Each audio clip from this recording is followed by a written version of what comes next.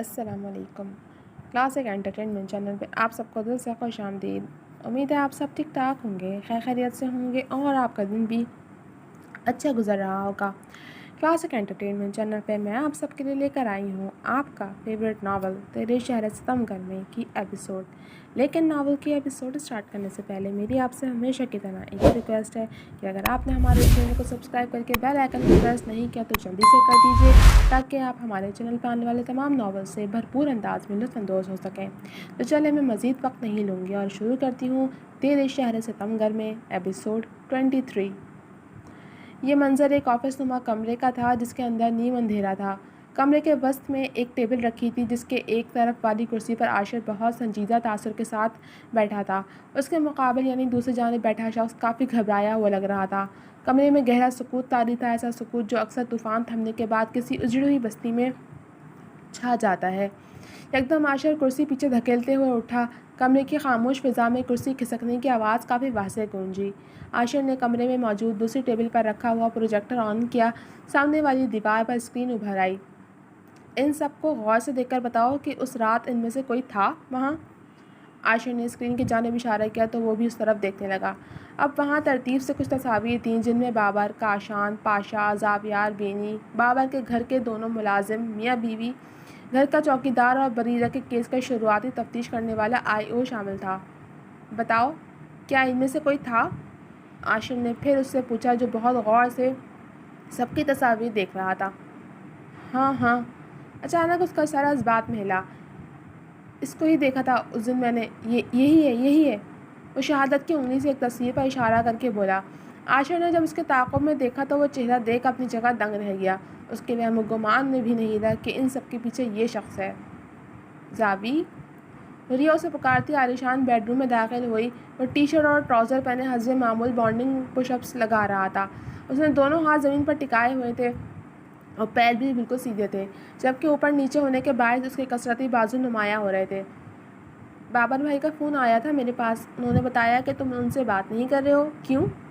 اس نے اپنے کندھے پر لٹکے پرس کی بیلٹ پکڑتے ہوئے سوال کیا۔ غالباً وہ سیدھا اسی کے کمرے میں آئی تھی۔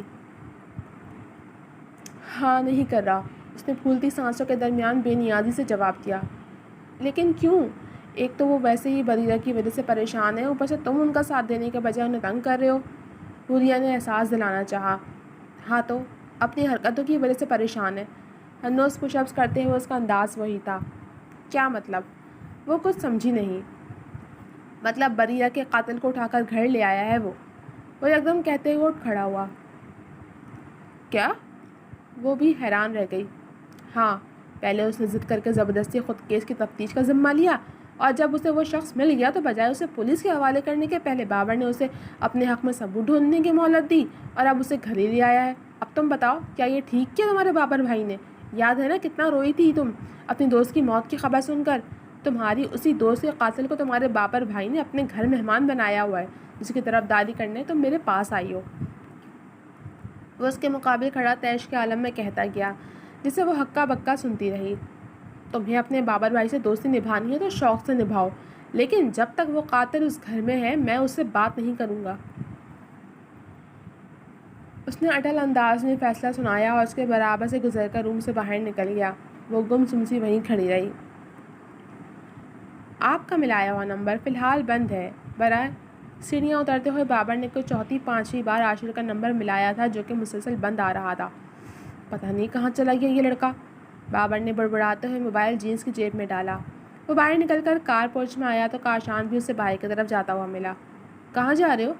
بابر نے اسے پکارا تو وہ رک کر پلٹا۔ دادا کے پاس، پنڈی، اس نے وہیں سے جواب دیا۔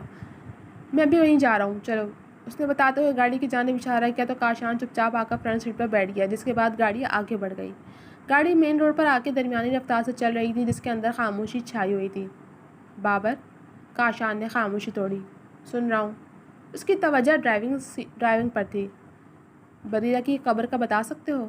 اس نے ایک آواز سے پوچھا تو بابر فوری طور پر کوئی جواب دینے کے بجائے گردن موڑ کر اسے دیکھنے لگا۔ میں سوچ رہا تھا کہ کہیں ہم غلط سمت تو نہیں جا رہے شانی؟ کمرے کی کھڑکی کے پاس کھڑے پاشا نے خیال ظاہر کیا۔ کیا مطلب؟ سنگل صوفے پر دونوں ہاتھ آپس میں پیوس کیے بیٹھے کاشان نے پوچھا۔ مطلب ہو سکتا ہے کہ اس افضل کو پتہ چل گیا ہو کہ ہم اس پر نظر رکھ کر بیٹھے ہیں، اسی لیے وہ ابھی تک واپس ہی نہیں آیا۔ انہوں نے دونوں ہاتھ کرتے کے ساتھ پہنی جینس کی جیبوں میں پھنساتے ہوئے وضاحت کی۔ لیکن اس کے پڑوسی نے بتایا تو تھا کہ وہ 5 دن بعد واپس آئے گا۔ آج 4 دن ہو گئے، ہو سکتا ہے کل یا پرسوں تک وہ آ جائے۔ کاشان نے حساب لگایا۔ لیکن اگر وہ نہیں آیا تو کیا ہم یوں ہی ہاتھ پہ ہاتھ رکھے یہاں بیٹھے رہیں گے؟ انہوں نے ترکی بترکی سوال اٹھایا تو وہ پل بھر کو لاجواب ہو گیا کہ واقعی سوال میں وزن تھا۔ تو پھر ہمیں کیا کرنا چاہیے؟ اس نے ناسمجھی سے جاننا چاہا۔ یہاں پر عاشر نواز نامی ایک شخص ٹھہرا ہوا تھا، کیا آپ دیکھ کر بتا سکتی ہیں کہ وہ ابھی بھی یہاں ہیں یا چیک آؤٹ کر کے گئے ہیں؟ کیونکہ میں ابھی ان کے روم سے آ رہا ہوں جو لاکڈ ہے۔ بابر نے ریسیپشنسٹ کو مدعا بتایا۔ 1 منٹ سر، میں ابھی چیک کرتی ہوں۔ لڑکی نے اس بات میں سر ہلایا اور اپنے سامنے موجود کمپیوٹر پر تیزی سے انگلیاں چلانے لگی۔ بابر اس امید پر یہاں آیا تھا کہ اس کا نمبر بن جا رہا ہے تو وہ براہ راست اس سے مل لے گا، مگر وہ تو ہوٹل میں بھی نہیں تھا۔ اسے خیال گزرا کہ کہیں وہ چلا تو نہیں گیا۔ نو سر، عاشر نواز کا روم ابھی بھی انہی کے نام سے بک ہے، انہوں نے چیک آؤٹ نہیں کیا ہے، ہو سکتا ہے وہ کسی کام سے آس پاس کہیں چلے گئے ہوں۔ لڑکی نے جواب دیتے ہوئے خیال ظاہر کیا۔ ٹھیک ہے، تھینک یو سو مچ۔ وہ کہہ کر وہاں سے آ گیا، لیکن تشویش اب بھی قائم تھی کہ اگر عاشر نے چیک آؤٹ بھی نہیں کیا تو پھر وہ کہاں چلا گیا۔ عصر کا وقت ہوتے ہی سورج کی تپش مدھم پڑ گئی تھی اور شام کا موسم کافی سہانا ہو رہا تھا۔ یہ ایک صاف ستھرا وسیع قبرستان تھا جہاں تا حد نگاہ کافی ساری قبریں بنی ہوئی تھیں۔ ان قبروں کے بیچ بنے راستے پر احتیاط سے چلتا کاشان سبھی قبروں کے کتبے پڑھتا جا رہا تھا۔ ایک قبر کے پاس ورقہ جس پر بریرہ ہاشمی بنت برہان ہاشمی لکھا ہوا تھا۔ کاشان کا دل دکھ سے پسیج گیا۔ قبر کے کنارے ماربل لگا کر پکے کر دیے گئے تھے جبکہ بیچ میں مٹی نظر آ رہی تھی۔ اس نے اپنے ہاتھ میں موجود شاپر سے پھول نکال کر پوری قبر پر پھیلایا اور پھر فاتحہ پڑھنے کے بعد وہیں بیٹھ گیا۔ کیسی ہو بریرہ؟ وہ قبر کو دیکھتے ہوئے مخاطب ہوا گویا وہ سامنے بیٹھی ہے۔ ٹھیک ہوں، تم کیسے ہو؟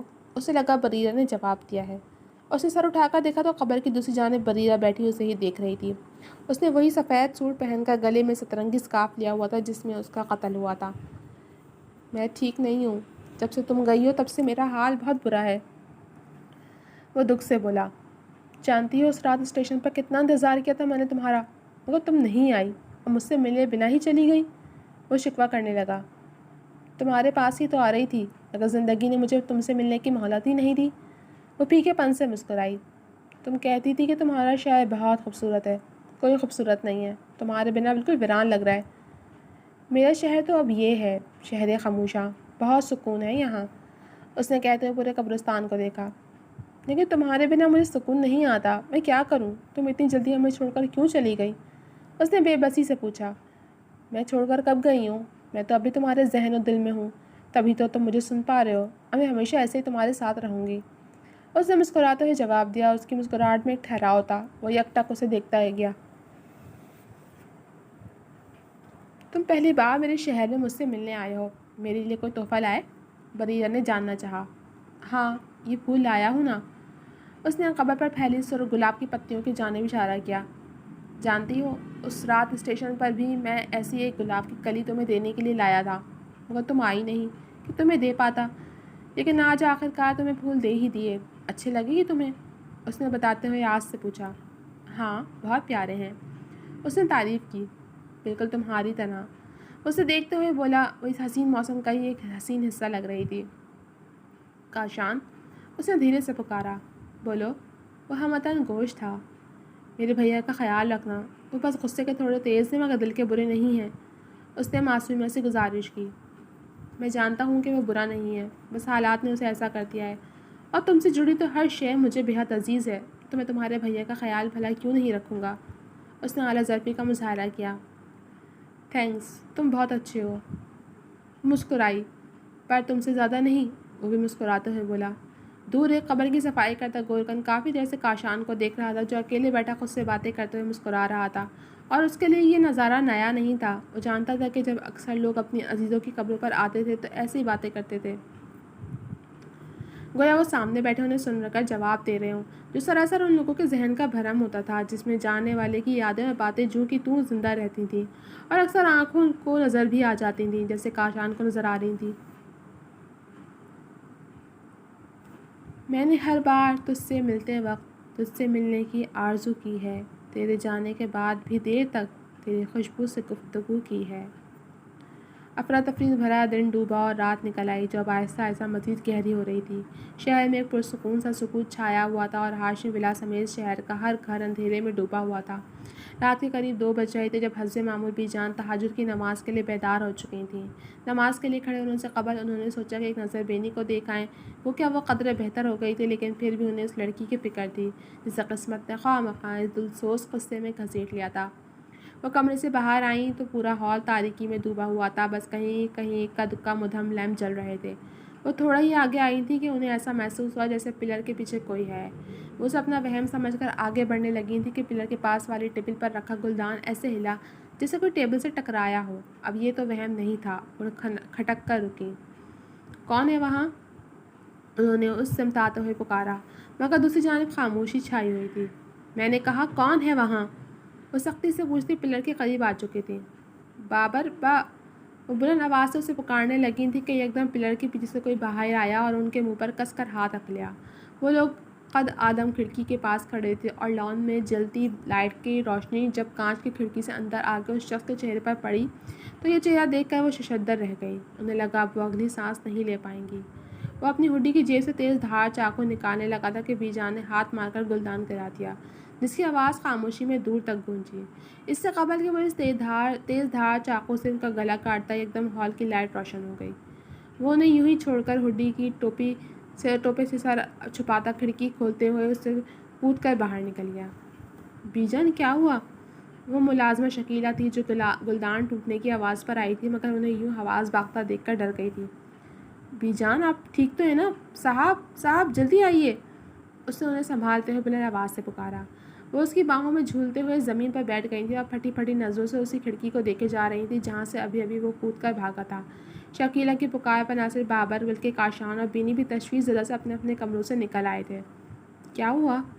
تینوں انہیں یوں دیکھ کر گھبرا گئے۔ پتہ نہیں صاحب، کچھ ٹوٹنے کی آواز سن کر جب میں لائٹ جلاتی یہاں آئی تو یہ ہکا بکا سے یہاں کھڑی تھیں، اس نے جلدی سے بتایا۔ بی جان کیا ہوا آپ کو؟ بابر نے انہیں اپنی باہوں میں سمیٹتے ہوئے ان کے گال تھپتھپائے۔ وہ آیا تھا۔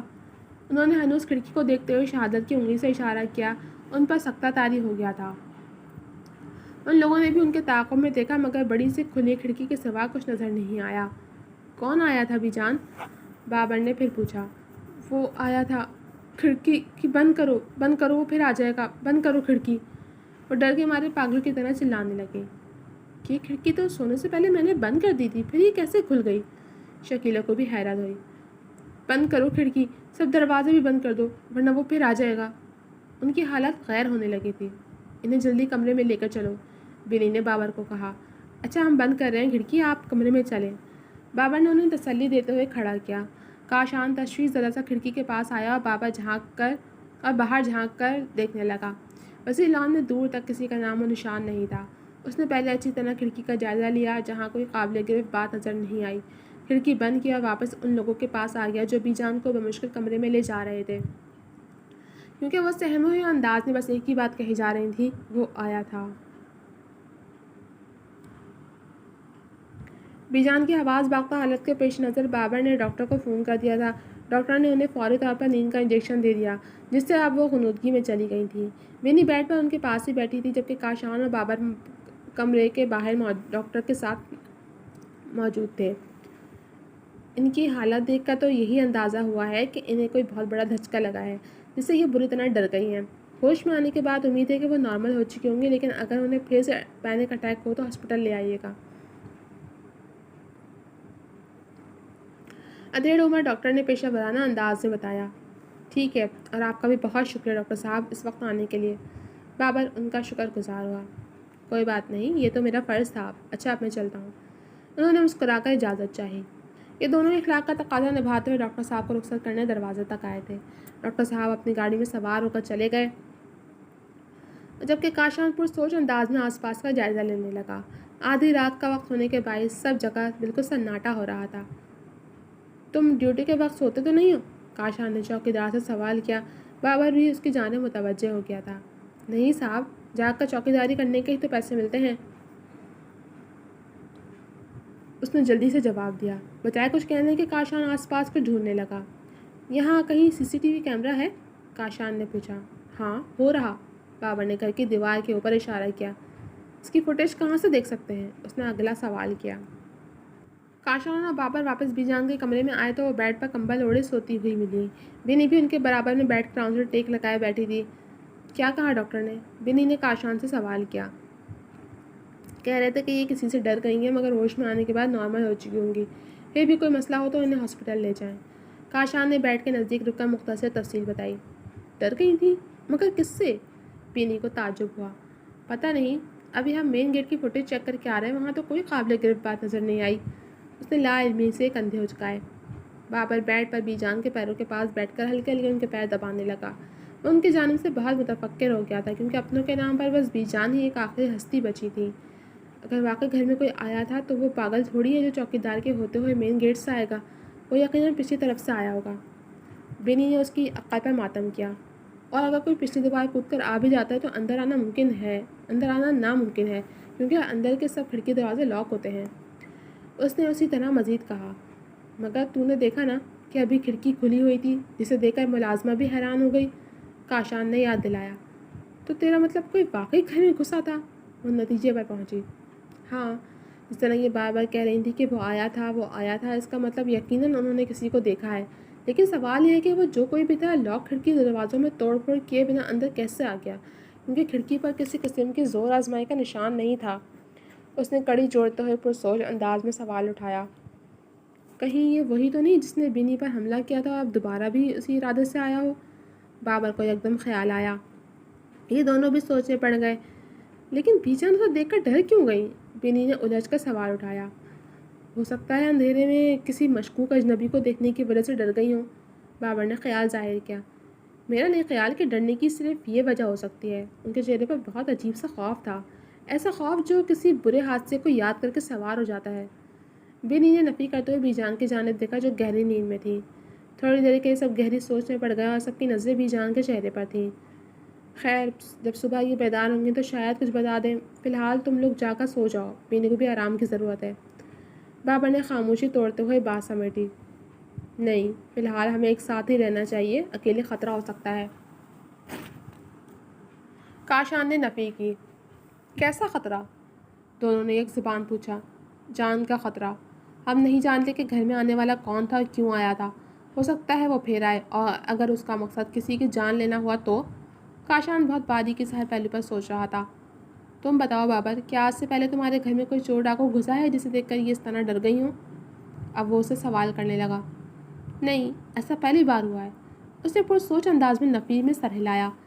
اور تبھی ہوا ہے جب ہم یہاں آئے ہیں، کاشان نے بات جوڑی۔ تو تیرا مطلب ہے کہ یہ سب ہماری وجہ سے ہو رہا ہے؟ بینی نے تائید چاہی۔ نہیں، لیکن کسی نہ کسی وجہ سے تو ہو رہا ہے، اور کہیں نہ کہیں ہم سب اس وجہ سے جڑے ہوئے ہیں۔ بریرہ کی اچانک موت، افضل کا شہر سے غائب ہونا، کسی کا بینی پر حملہ کرنا، ہمارا ایکسیڈنٹ ہونا، عاشر کا غائب ہونا، اور اب بی جان کا کسی کو دیکھ کر ڈرنا، یہ سارے ہاتھ سے اتفاق نہیں ہے، کوئی تو ہے ان سب کے پیچھے۔ کاشان نے سارے نقطے ایک قطار میں جوڑے۔ کیا تم لوگوں کا ایکسیڈنٹ کب ہوا؟ بینی کو تعجب ہوا کیونکہ انہوں نے اب تک سوائے عاشر کے کسی کو کچھ نہیں بتایا تھا۔ پرسوں جب ہم پنڈی سے واپس آ رہے تھے تب ایک مشکوک کار نے ہم پر حملہ کرنے کی کوشش کی تھی اور پھر وہ اچانک ہی غائب ہو گئی، کاشان نے مختصراً بتایا۔ اتنی بڑی بات ہو گئی اور تو نے مجھے بتایا تک نہیں شانی، تجھے کہیں کوئی چوٹ تو نہیں لگی؟ وہ حیرت زدہ ہونے کے ساتھ فکر مند بھی تھی۔ میں ٹھیک ہوں، بس بابر کے بازو پر تھوڑی اندرونی چوٹ لگی تھی۔ اس کے جواب پر بینی نے بس بے ساختہ بابر کی جانب دیکھا جو نظر جھکائے ہلکے ہلکے بی جان کے پیر دبا رہا تھا۔ وہ جانتا تھا کہ بینی اس سے حال نہیں پوچھے گی، اسی لیے اس نے نظریں ملانے کی زحمت نہیں کی۔ اور عاشر کہاں غائب ہو گیا ہے؟ بینی نے بات بدل دی۔ پتہ نہیں، صبح سے نہ اس کا فون لگ رہا ہے اور نہ ہی کوئی اتا پتہ ہے۔ کاشان نے کندھے اچکائے۔ کچھ دیر کے لیے وہاں پھر خاموشی چھا گئی۔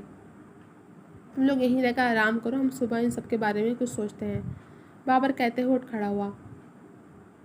تم کہاں جا رہے ہو؟ کاشان نے سوال کیا۔ اپنے کمرے میں۔